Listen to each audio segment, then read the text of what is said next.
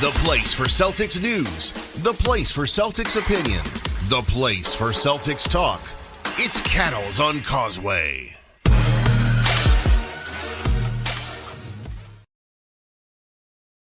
Last night's game against the Knicks, Derrick White's contract extension talks, and Jeff Van Gundy. I want to remind all of you that a week from tonight, opening night at the Knicks, we will be doing a live post-game podcast. That's right, Cattles on Causeway, live post-game pod following opening night. Should be a lot of fun here on YouTube. We can go back and forth. I'll take your comments, your questions. Should be some great interaction after game one of this season.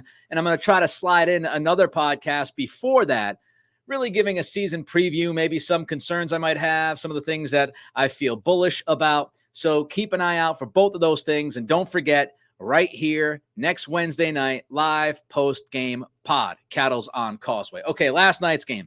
Celtics win 123-110.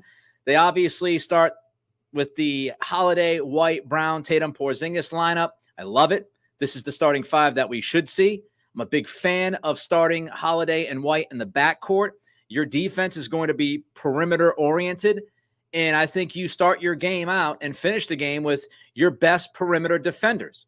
Holiday and White, nightmare for opposing guards. Love it. Big Al coming off the bench, giving you 20 to 25 minutes, makes all the sense in the world. I thought Al looked great, had the energy. He looked like Al. And if you can get that from Al for 65, 70 games, you feel really good about your sixth man.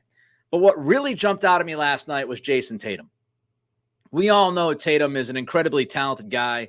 We all know that he's a top 10 NBA player. The latest ESPN rankings had him at like 6 or 7. We all know he is a stud, but he needs to take that next step. It's something that I've addressed in prior podcasts. If Tatum takes that next step to being a top 3 guy, that is such a huge difference. It might not sound like it's a huge difference, but going from 7 to top 3 is the difference between the Celtics, I think, winning a title this year and falling just short yet again. You have the best top 6 in the NBA. No one, I don't think, would deny that. Well, maybe Milwaukee would fight you on that. Maybe Denver would fight you on that. But I think, in my personal opinion, the Celtics have the best starting 5, and I think they have the best top 6. So you have a lot of depth there in your top 6 as far as quality NBA players, former All-Stars, guys that could be All-Stars, et cetera, et cetera. But Tatum taking that next step is really going to be the difference because as we've seen in the NBA over and over and over again, your best player, if your best is better than their best, you're going to win. Tatum needs to be consistently better than a Nikola Jokic.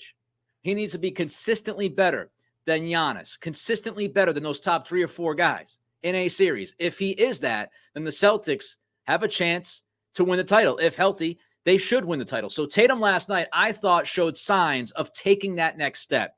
And all Celtics fans watching this game, and I understand it was the preseason, and I understand that it was against most of the Knicks backups. I get all of that.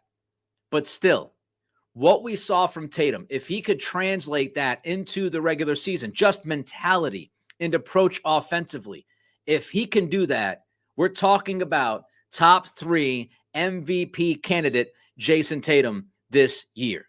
That's what we saw last night on both ends of the floor. First, start with the offense. He's running it. You have Holiday, you have Derrick White, but a lot of this offense is going to run through Tatum. We saw it last night. He is more comfortable now than he's ever been as a playmaker, and you could see that. You could see the level of comfort. So a lot of the offense is being run through JT. Makes sense. He's your best player. That's how things work in the league. So he's running a lot of this offense. Pick and roll.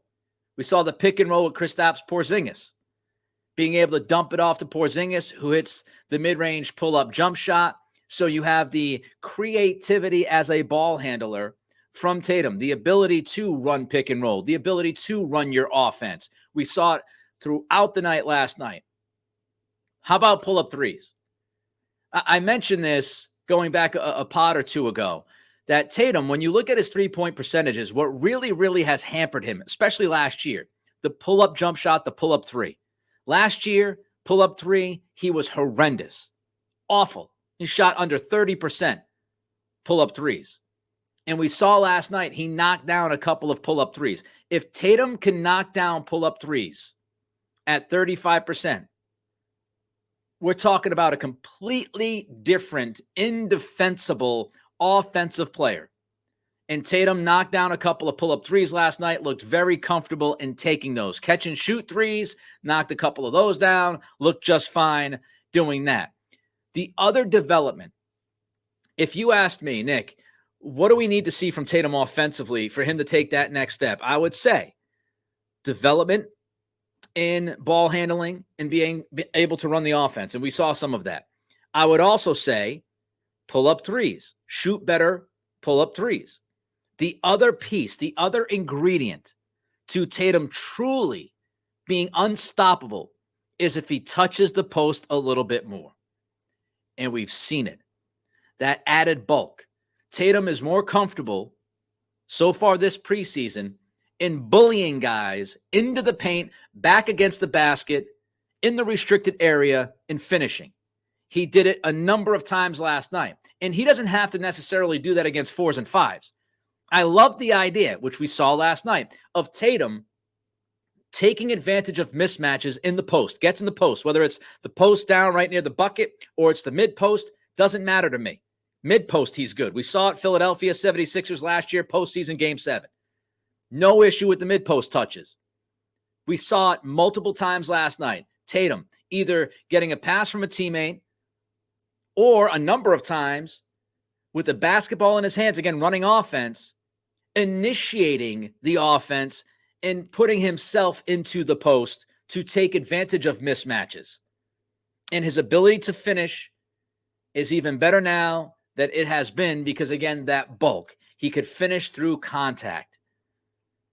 If he can shoot pull-up threes well, and he commits to that post game, not throughout the entirety of games, but if he can give you 3 or 4 post touches a night, it's going to make such an impact for him and the rest of this offense. How about the mid-post touch when he swings it cross court side to side to Jaylen Brown for the open 3? Beautiful. Holiday set the pin screen. Absolutely beautiful play.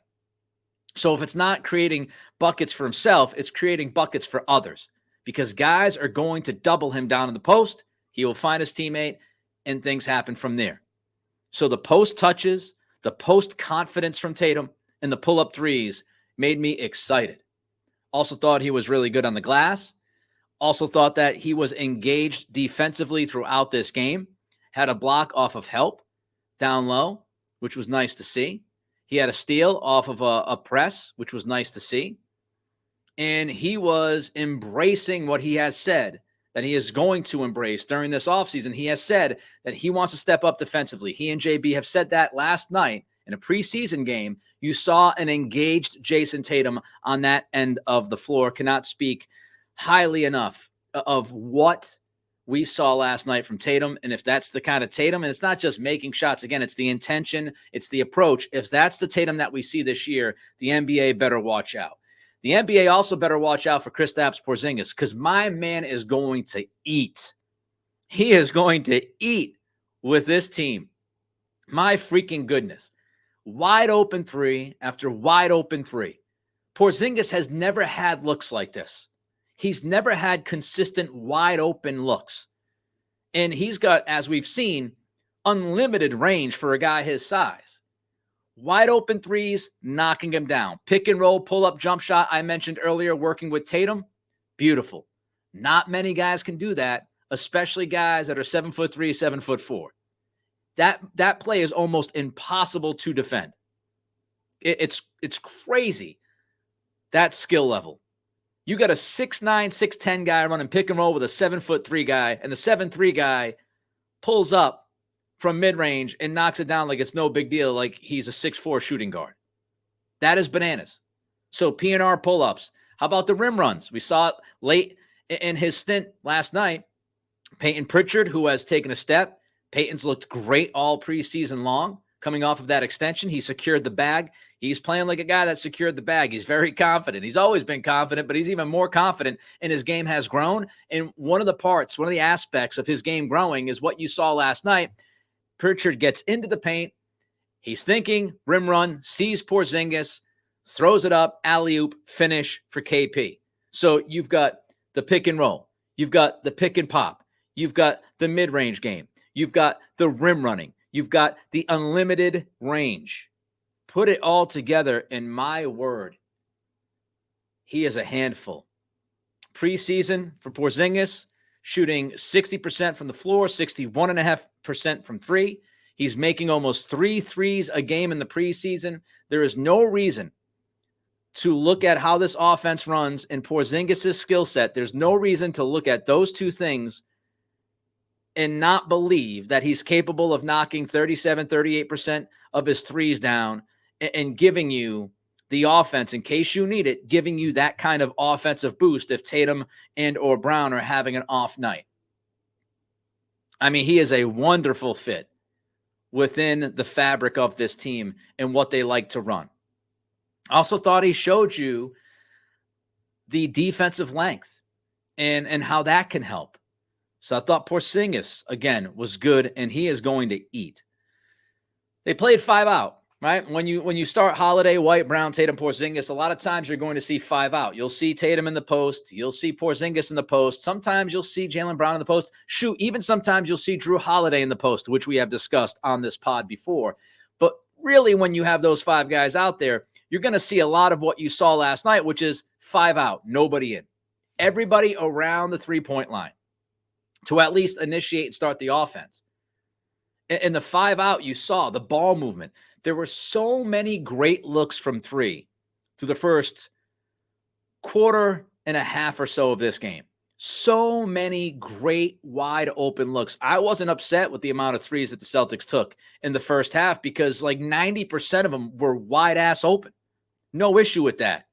It's tough to defend when you got those 5 guys out there and you're popping the ball around like they were. And you saw that. I don't care if it's the Knicks starters or the Knicks backups. Could not care less. That is very difficult to defend. How about the full court press from Joe Mazzulla? Even up by 27. Coach Mazzulla running the full court press up by 27 in a preseason game against the Knicks backups. But I like it. You know, Mazzulla, in his conversation with J.J. Redick, he discussed having a curveball. It's one of his favorite words in this preseason is curveball. And one of those curveballs is what we saw last night. So we saw some zone in the Summer League. Last night we see some full court press. And it makes a lot of sense with the guards that the Celtics have, their ability to defend the entire floor up and down consistently. The ball pressure, all of those things. It makes a lot of sense to be able to mix it up every once in a while. I don't think you'll see Rick Pitino style press. I don't think you'll see, Arkansas, the press. I don't think you're going to see this 40 minutes a night. But it's a nice little curveball or a changeup. You mix things up. You switch it. You change the pace of the game. You try to wear out the other team. And you utilize some of the guards that you have and their strengths and their ability to defend like they can defend. So I actually like the idea of the full court press as long as it's stints, not marathons, which I think will be the case. All right, let's get to some not so good things because there were a couple of things that concerned me. Jaylen Brown, and I tweeted this at Causeway Podcast if you want to follow me. I tweeted this during the game. There was a stretch, a long stretch, where Jaylen just didn't seem right. He didn't seem comfortable. He didn't seem like he knew what his fit was within this new offense. There was standing around. He didn't get a lot of touches.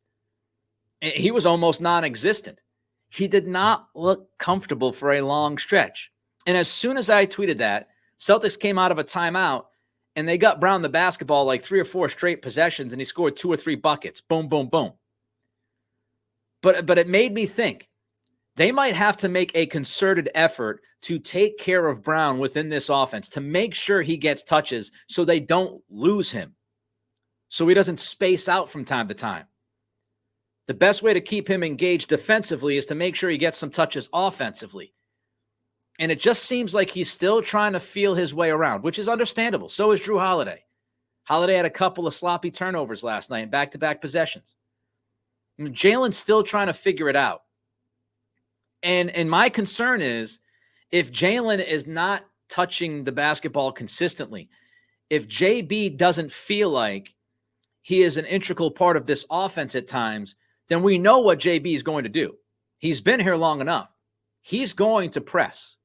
He's going to try to do everything he can within isolation to get a bucket. And we saw it last night. He was uncomfortable, wasn't getting touches, didn't really know where to fit in. So then it became, I'm going to get in my bag and I'm going to try to go ISO. And he had 3 or 4 turnovers last night. And really the turnovers were, I'm trying to beat my guy. I'm trying to go through my defender with 45 dribbles. And that's my concern. If Jaylen gets into that mode, he can throw this entire team off offensively. So where does Jaylen fit? How quickly can he find that fit? How comfortable is he within the fit? And hopefully he does not try to force things if he doesn't fit right away. Because that would be a concern for me. The bad habits in isolation showed up last night. He started to press. The New York Knicks scored a good amount of points in this game through 3 quarters. I thought the Celtics defense was okay. I mean, I thought it was good early on. I thought it was okay overall. What killed the C's last night defensively, and again, it's a preseason game, but it's something you look at and learn from. Turnovers. Drew Holiday, as I mentioned, Brown, as I mentioned, some sloppy turnovers resulted in some easy buckets for the Knicks. There was a stretch where the threes weren't falling. They took some more threes. Those threes weren't as good as the threes that we saw in the first half, so they were missing those threes. And then what ends up happening is what we've seen from this team, and this is another teachable moment for this coaching staff, but the ball got sticky in the third quarter. And the offense slowed down. The ball got sticky. The threes, the looks weren't as good. And the turnovers came. We've seen this. We've seen this before. The sticky basketball syndrome. Got to get away from it. Defensive rebounding, still an issue. And they fouled way too damn much. So when you're turning the ball over, the ball's getting sticky. You're not rebounding on the defensive glass. And you're fouling, that's how runs happen. So those are things that you've got to pay attention to, that you've got to do better. I was surprised we didn't see Mihailuk. I thought he earned at least some minutes in last night's game. It's obvious that he's not part of the rotation right now and that Joe Mazzulla is sticking by his guy Sam Hauser, at least to start. But I thought Mihailuk has played more than good enough to get out there and play some minutes last night in the first 3 quarters and see if he can fit within this rotation of the top 8 or 9 guys. I guess Coach Mazzulla disagrees with me on that. All right, don't forget to like, rate, review, and subscribe. Spotify, Apple Pods, YouTube. Incredibly important to give us that thumbs up on YouTube and also subscribe. Throw some comments in there as well. Derrick White's extension, let's get to it. Adam Himmelsbach from the Globe this week reported that White and the Celtics are talking about an extension. There is nothing on the immediate horizon, as Himmelsbach put it. There is a deadline. The deadline is 10/23, so October 23rd. That is Monday night. Monday night at 11:59 p.m. is the deadline for the Celtics to wrap up an extension with Derrick White. And there's lots of different levels to this. I love Derrick White. I'm sure many of you love Derrick White. But there are some questions and some aspects of this that I think really create interesting scenarios within this organization for the next couple of years. First of all, how much are you willing to pay your backcourt? Drew Holiday wants an extension. As soon as the trade was made with Portland, Adrian Wojnarowski of ESPN is posting on X that the Celtics and Holiday want to work towards a long-term relationship and that was the goal. And Holiday had said that Brad Stevens was very upfront about that during Holiday's introductory press conference. Well, if you're going to pay Holiday, what is Holiday making? If you're going to give Holiday at least what Porzingis is making, which is $30 million a year, 2 years, $60 million on that extension he signed with the C's, you're going to give Holiday $30 million. What are you going to give Derrick White? Derrick White's around $20 million-ish, I think, by next year. He's in the high teens right now. What are you looking to give White? Are you going to be able to pay your starting backcourt $60 million a year when you've got Brown and Tatum's extensions kicking in and Porzingis' extension kicking in? That is a boatload of money. And is it the best way to handle your resources, paying both Holiday and White that chunk of change. So what is White looking for? How much do you have to go with Holiday? And do you feel like you match Holiday with White? Is White willing to take a little bit less than Holiday? That's interesting to me. I don't think you can pay everyone. And I know Wick came out with a 6-year window, but I've talked about this going back months ago. I think you have a 2-year window to realistically look at this team and say they might be able to keep the unit together here and pay the guys what they've got to pay them. I think you've got 2 years. And then stuff starts to accumulate, and you've got to figure out cap-wise how you can function. I don't think you can pay everyone. I mean, Derrick White next year would be his last year on the deal. Then the extension would kick in. Jaylen Brown's extension is going to kick in next year. You've got Tatum's extension kicking in a couple of years.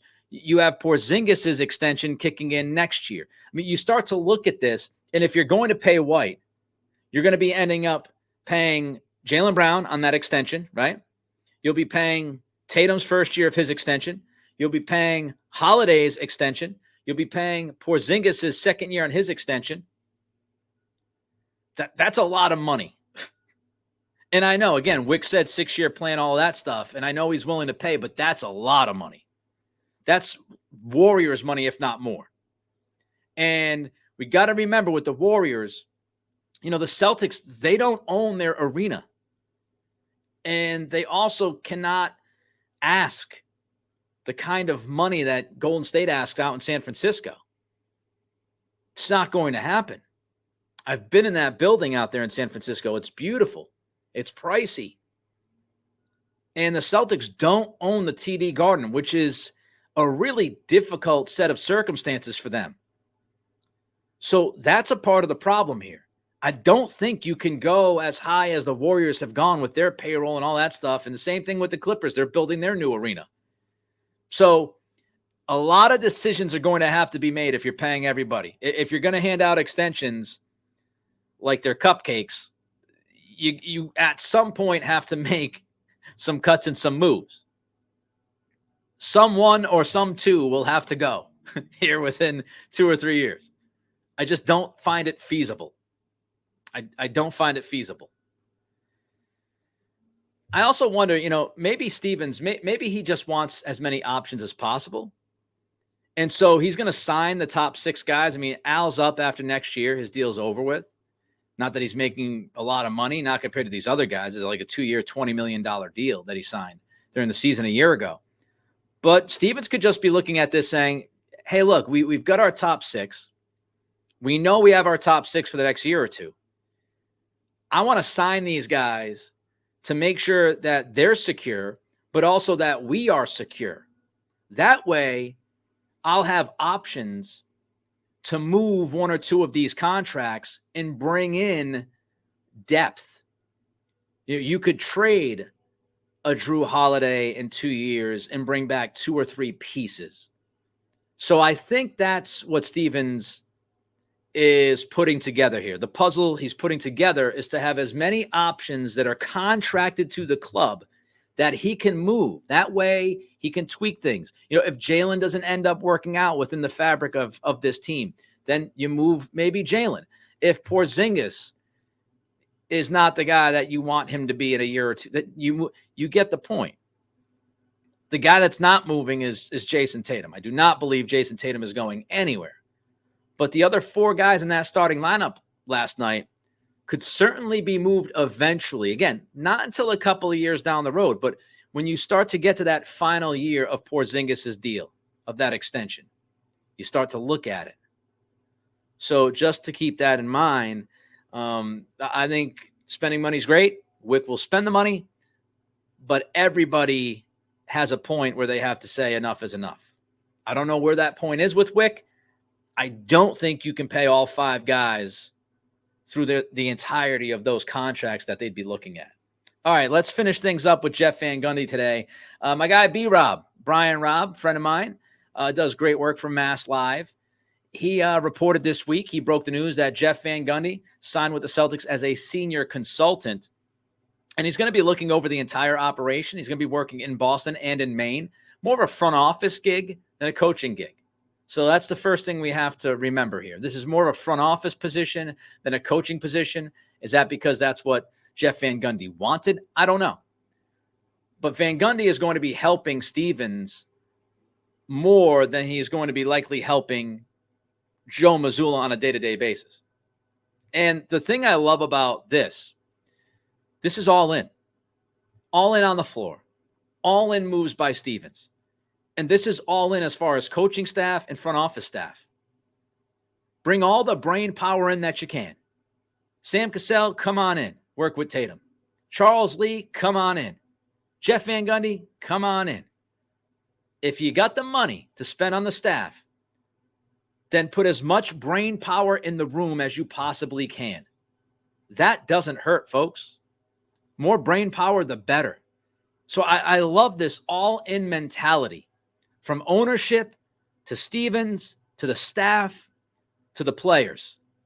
This is an all-in mentality, and this is exactly what they should be doing. They've been close for far too long. They have to finish the job, and you support them as much as you can. So more brain power is a great thing. I also look at it, and if you're Joe Mazzulla, you obviously have Lee, you have Cassell, you have Van Gundy, you have a lot of names surrounding you. And if you're not a confident guy, if you don't have the belief in yourself, that could bug you. So what this tells me is Brad Stevens, who knows Mazzulla very, very well, what this tells me is that Stevens feels, whether he ends up being right or not, we'll see. But Stevens at least feels and has to be confident enough in the idea that Joe Mazzulla can handle it. Joe's ego can handle it. His confidence level can handle it. And he's not going to be paranoid about having Lee, Cassell, and Van Gundy in the building. And that says an awful lot about Mazzulla and his confidence and how he believes in himself. Because Stevens obviously feels that way. Now, if Mazzulla is not confident or Mazzulla doesn't work out, and I've loved what I've heard from Mazzulla so far, and I think he's done some very interesting things in this preseason that I've liked. But let's just say that Mazzulla doesn't work out. If coaching is the one thing that's holding you back, if the head coach is holding you back and you have to pull the trigger, now you have all sorts of options to pull that trigger. If you're Stevens and you say, man, I believed in Mazzulla, but it's not working out. We have a ton of talent. We could be winning titles. We could win this title if we just had somebody better in the head coaching position. Well, you have contingency plans in spades. You could go to Cassell, you could go to Lee, you can go to Van Gundy, although I think Van Gundy would be third on that list for sure. But you would have options. Again, optionality. You'd have options with your staff if Mazzulla falls on his face, which is also a good thing when you're going all in. One last thing I would say about Jeff Van Gundy is, how long does Stevens believe he's going to be doing this gig? Is it a 6-year window because Stevens is going to leave by 2030? Is that in his head? Is Stevens looking at this and saying, I'm going all in, we win a title, maybe I step aside, maybe I go back to coaching? Could Jeff Van Gundy possibly be a hire to train underneath Stevens? I don't think so, but it's at least something that we should chew on a little bit. You know, Van Gundy now in the front office, senior consultant position, he's in his 60s, don't know how many times he's going to get an opportunity to coach. You would think he would have already had a chance to coach and taken a gig if he had that chance. So maybe, just maybe, Stevens is thinking, I'm not going to do this job until I'm 55, 60 years old.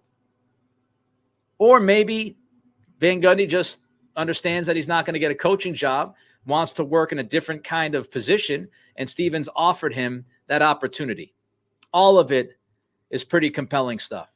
There you have it. Cattle's on Causeway, done for the week. Again, we're back Aside from breaking news, if something breaks, we will break it.